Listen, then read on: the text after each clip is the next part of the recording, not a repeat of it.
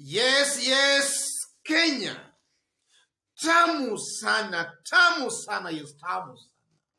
Yes. Earlier today, Raila Amolo Odinga met Uganda's opposition chief, Dr. Kizza Besigye. And then after that meeting, Raila Amolo Odinga updated his Facebook account. This is what Raila Amolo Odinga had to say. Raila Odinga: it was great catching up with my long-time friend Kizza. Dr. Besigye and I discussed the liberation dream that is still being pursued in many of our nations. I commend him for staying focused on the well-being of our people. That's Raila Amolo Odinga's Facebook update today. And from that Facebook update, you can see Raila is just trying to tell us or to inform us about his meeting with Dr. Kizza Besigye. And because we are in a game of politics, politics cannot be ruled out of this meeting between Raila today and Dr. Kizza Besigye. Because just recently, William Ruto was blocked from flying to Uganda. And after that blockade, or rather before that blockade, William Ruto has been trying to paint some kind of a political bromance with Uganda's president, Yoweri Kaguta Museveni. He has been trying to paint that kind of a political bromance. So in this video today, I want us to have a look and, if possible, see in clear terms the main political objectives of this meeting of today. That's our analysis and discussion today. So if in case you've just bumped on this YouTube channel for the very first time, kindly subscribe and also give this video a like. Give it a like, please. Thank you. God bless you. The political objectives of this meeting today. I've summarized all the objectives into about 5. I know there might be several, but I've just summarized them into 5 objectives for you and me to understand one another better here. The first objective is that Kizza Besigye might have just met Raila today to seek for some kind of an advice. Because if you look at Kizza Besigye today, it seems he has surrendered. He has given up on the fight. He has been trying to be the president in Uganda, but in the last election, he never contested. So it seems to appear that Dr. Kizza Besigye might have given up on the fight. And then here you have Raila Amolo Odinga, whose political star seems to be really brightening just because of the handshake. You know, the handshake is a very rare occurrence, specifically in Africa, where your fiercest critique or competitor becomes your most trusted political ally. So here, I believe that Kizza Besigye might have just met Raila to try and seek some advice. The way forward, what can he as Besigye now do? I think that's the first objective. And then secondly, Besigye and Raila might have met to counter William Ruto's bromance with Yoweri Kaguta Museveni. Because William Ruto has come out as a politician that if you give him just a little space, then he's able to create a hill out of an anthill. And William Ruto, before that blockade, has been trying to paint some kind of a political bromance with Yoweri Kaguta Museveni.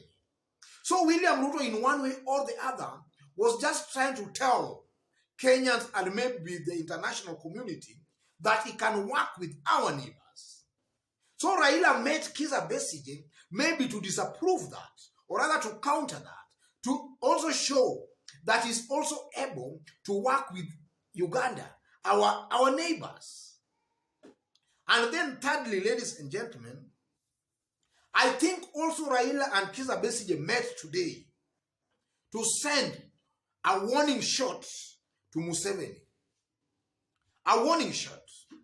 Raila wanted to tell Museveni today that Museveni can go on and bromance with William Ruto as he wishes, the way he wants. But as he does that, Raila is also at liberty to also bromance with Museveni's fiercest critique in the name of Kizza Besigye. Raila is just trying to tell Museveni that as you bromance with William Ruto, I can also bromance with your political critique or your political enemy in the make of Kizza Besigye. And also Kizza Besigye wanted also to tell maybe Museveni that he also has some friends. He also has some friends in the name of Raila Amolo Odinga. So these two leaders might be sending Museveni some kind of a warning shot. I strongly believe that. And then fourthly, just as Raila has put that it was great catching up with my longtime friend. You know, I think this was just also just a call up to know how each is faring.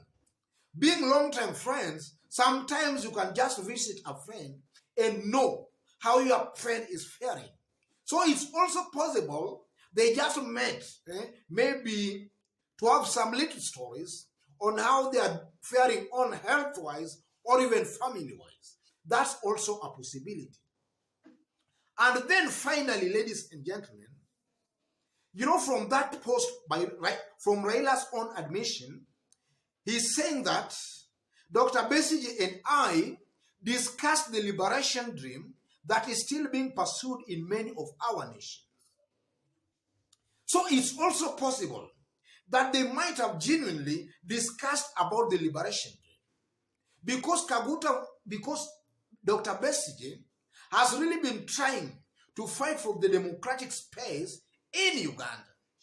Raila also in Kenya has really been trying to expand and fight for, or rather agitate for the democratic space also in Kenya. So at times, you know, these leaders might just be trying to meet, maybe to give one another some hope or some kind of encouragement so that the struggle or rather the fight for the liberation can also continue. So that's also a possibility that these two leaders might have met to discuss all that.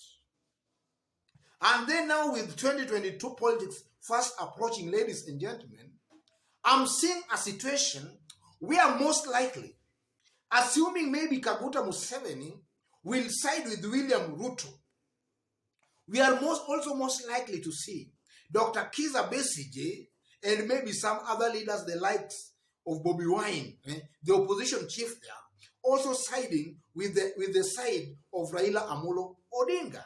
That's also a possibility. And that's also something that is very, very significant because, you know, these are our neighbors.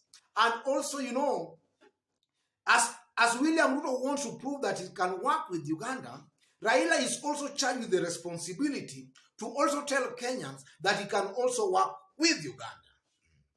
And then also, ladies and gentlemen, I think also this meeting of today just also tells us the kind of friends Raila keeps and the kind of friends maybe William Ruto keeps. Besigye is a known person who has been fighting for the liberation of Ugandans. He stands for some kind of a change in Uganda, while Museveni stands for some kind of an oppressive regime. So Raila in this case also just want Kenyans and maybe East Africans now to compare. Which type of a leader do you want? Somebody who stands for dictatorship and oppression of the lowly, or somebody who stands for some kind of some democratic ideals? That's also something that maybe Raila wants maybe Kenyans or even East Africans to see for themselves and also judge for themselves. I believe those are the main political objective of this meeting of today. So if in case you've just bumped on this YouTube channel for the very first time, just as I did mention when we were starting, kindly give this video a like and also make sure you subscribe. Subscribe, please. And to our fans All those watching us for the very first time and you are outside of Kenya, also kindly drop a comment and also let us know from which part of the globe you are also watching us. And let me also tell our continued fans and subscribers in this YouTube channel that we've just hit our 10,000 subscribers mark. I thank all of you who have made that possible. So as of now, we are still aiming at the sky. We are still aiming at the sky.